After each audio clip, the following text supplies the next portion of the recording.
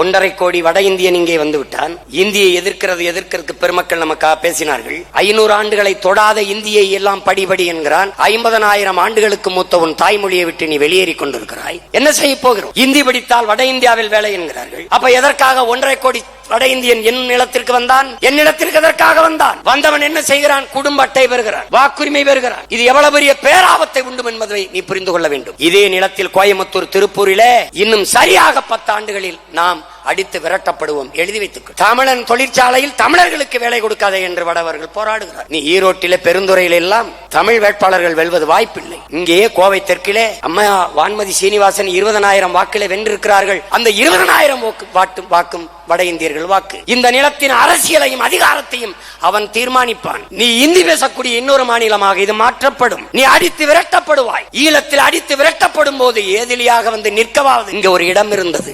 ஆனால் இங்கிருந்து விரட்டப்பட்டால் நீ எங்கு செய்வாள் என்று, எங்கு செல்வாய் என்று ஒரு நொடி சிந்தித்து பார்க்க வேண்டும். உன்னை அச்சப்படுத்த நான் சொல்லவில்லை, எச்சரிக்கையாக இரு என்று நான் உனக்கு உணர்வூட்டுகிறேன். உன் அண்ணன் உயிரோடு இருக்கும் வரை ஒரு கொம்பனாதி கொம்பனும் இந்த நிலத்திலிருந்து உன்னை தொட்டு விரட்ட முடியாது.